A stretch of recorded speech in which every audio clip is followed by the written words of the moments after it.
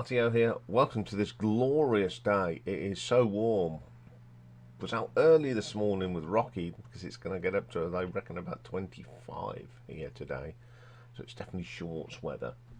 So we're going to start off today with, of course, the Sophomore Drome. And today we have got 2 albums and only one will come out at the end of it. Today we're going to do a little bit of synth pop that Richard and I did the other week, and it sort of got me thinking about doing this one anyway. And we're going to do a battle between Depeche Mode and Talk Talk. Now, as ever, in the Sophomore Drome, the album that came out first goes first, and in this case it was Depeche Mode. They were formed in Basildon in 1980. Martin Gore, the late Andy Fletcher, Dave Gahan, never know how to pronounce his name, and Vince Clarke. Now, Vince Clarke left after the debut. So the sophomore album was released on the 27th of September 1982, and it is A Broken Frame. Now, Vince Clarke had left to form Yazoo with Alison Moyet. So it's Dave, Martin and Andrew on here. So the first track is Leave in Silence. This is typical of that period, this song. It's got them quirky little medleys. I do like the percussion on it as well. It's you know you're in the 80s with this track. I don't mind it actually. My Secret Garden, a really super track, very poppy, great vocals, well produced song, like that one a lot. Monument. Now this is one on here that I've never really got on with. I don't know. I just don't know why I haven't got on with this one. It's just weird. Nothing to Fear comes next. I do like this one. It's quirky. That's what I like about Depeche Mode. Their songs are quirky. Then we have the big hit off this album, See You. Love this song. It's a very quirky pop single. Did well in the charts for them. Satellite. I find this a little bit dull and dirty. It needs a little bit more behind it. The Meaning of Love, I do like this. This is a great track. It's quite clever. Although the drum machine sounds out as sync with everything else, it sort of works. A Photograph of You, another little track. I think again the drum machine just it's a few beats behind everyone else, but it doesn't spoil it. Shouldn't Have Done That, another little quirky track. I love the arrangement on that. The Sun and the Rainfall, this is really good. It's a good vocal for Martin, and I don't mind this track at all. Really strong track. And that was the last album. It isn't a bad album. For 1982, it was well produced. I don't mind this one. I find it a little bit better than the debut anyway. So what did the critics write? Well, Smash Hits wrote that A Broken Frame, in contrast to the group's early post-Clarke singles, showed a lack of purpose. Makes a virtue of their tinky bong whimsy. In contrast, Melody Maker wrote, although ambitious and bold, A Broken Frame, as its name suggests, marks the end of a beautiful dream. A comment on the departure of Vince Clarke. Reviewer Steve Sutherland considered the song's daft aspirations to art.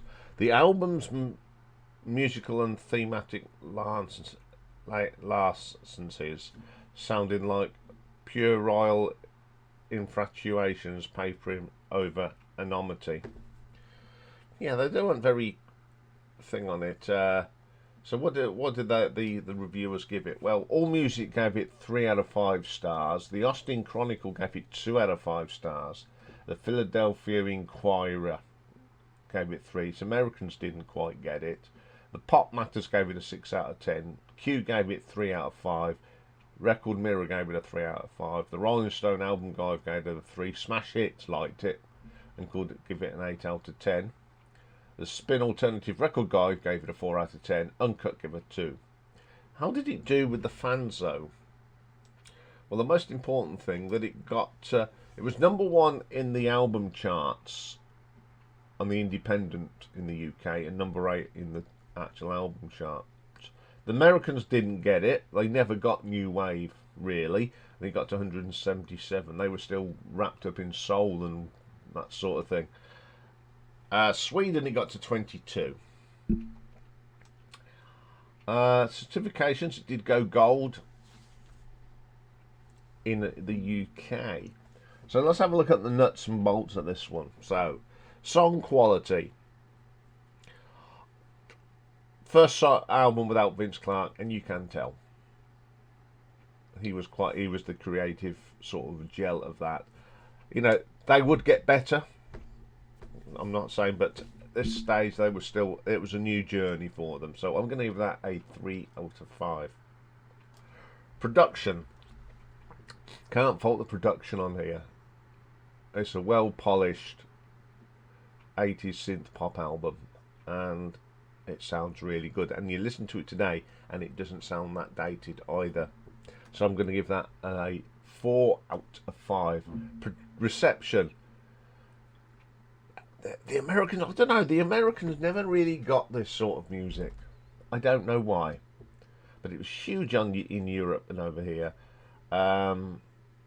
It was a mixed feeling. The British fans loved it, so I'm going to give this a 3 out of 5.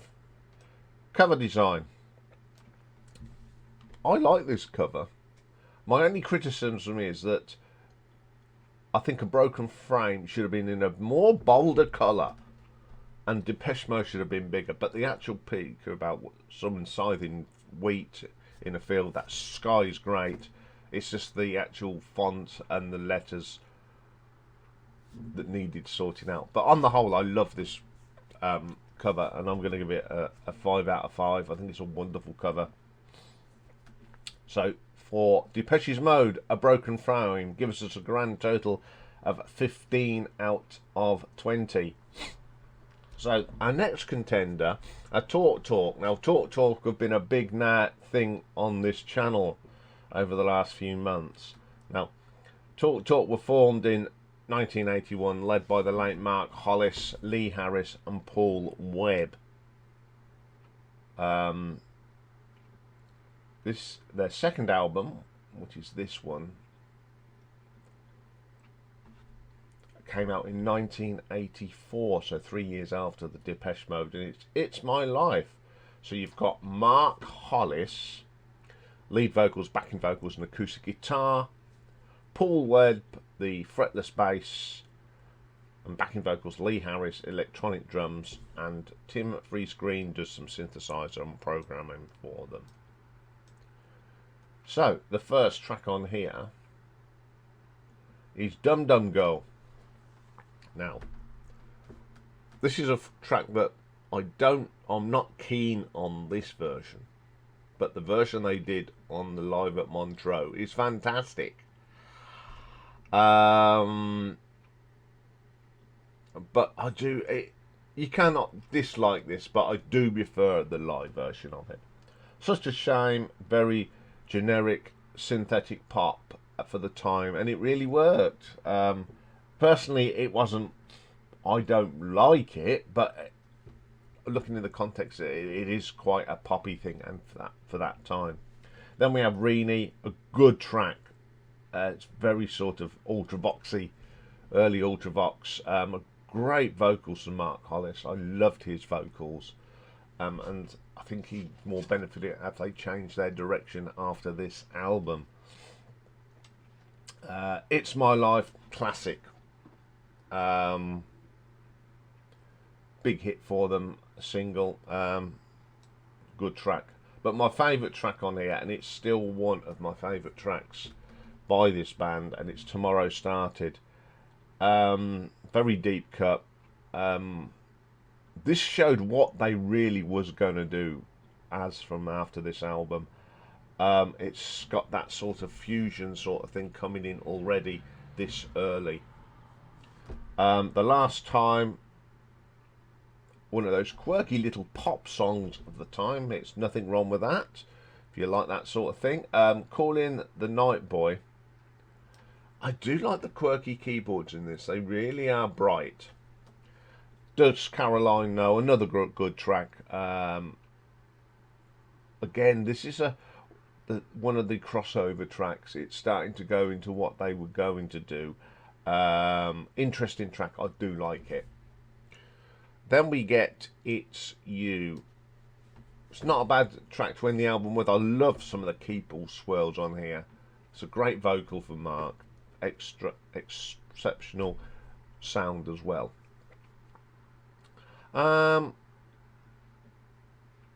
This is, I think this album, it's a little bit from the first debut album, but it's not going as far as The Colour of Spring, is it? It's an in-between album. And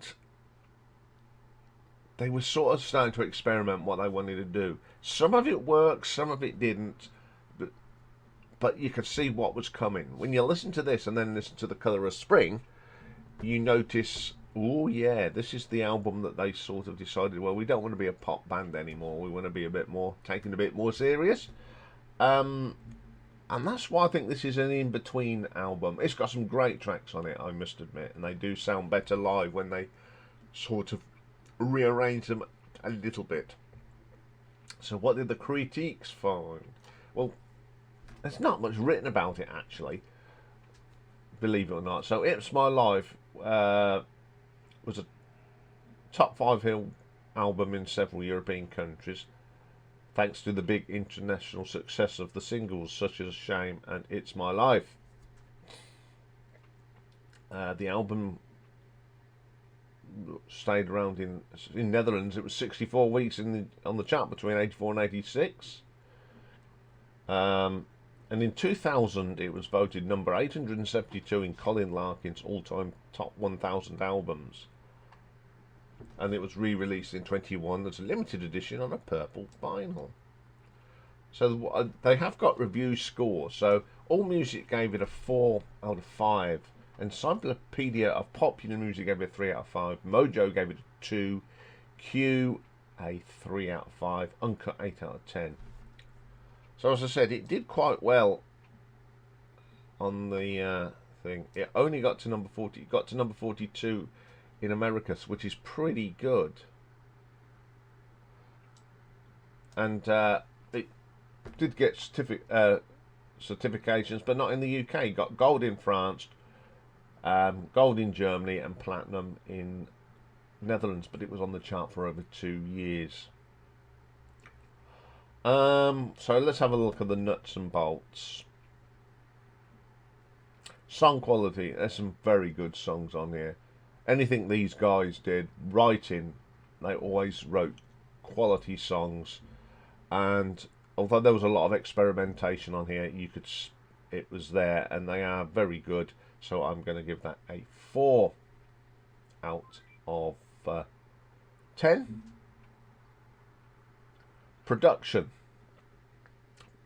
Or as with all Talk albums, the production is fantastic. It's crystal clear.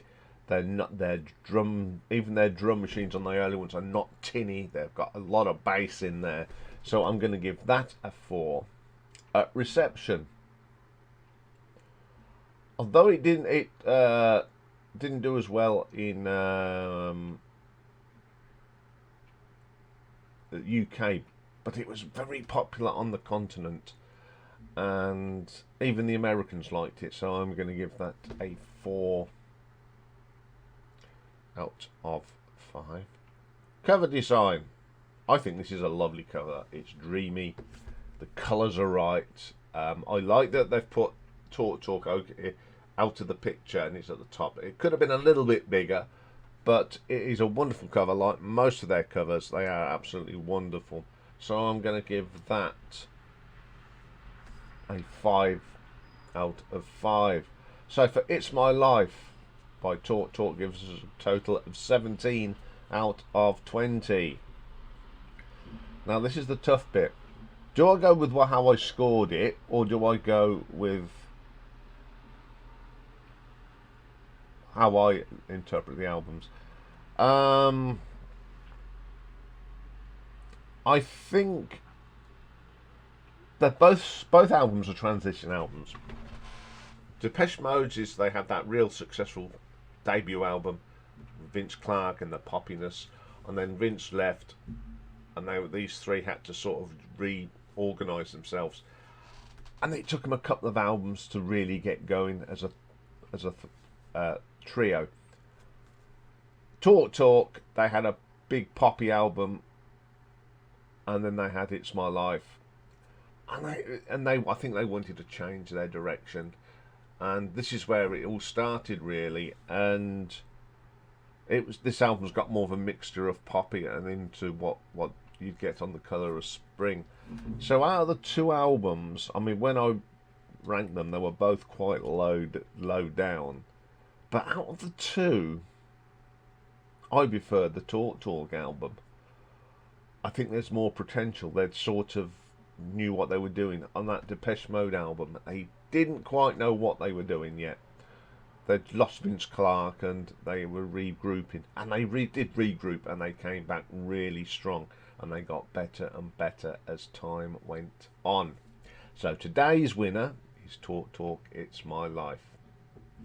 Okay, do you agree with me, or will you vote against me on this one? Well, you know the drill. At 2 o'clock today, the poll goes up in the community, and then we'll have a little poll on the live stream tonight, and then Dave will tell you who won next week. At the moment, you haven't won one, so is this the one where you may fight back? We'll all find out later. Okay, that's all for this. We'll be back very shortly with a pick and mix, and it's in the camera's view this week, and we're going to look at a great Irish singer, musician, Van Morrison, and two of his outstanding performances at the Montreux Jazz Festival. So bye for now.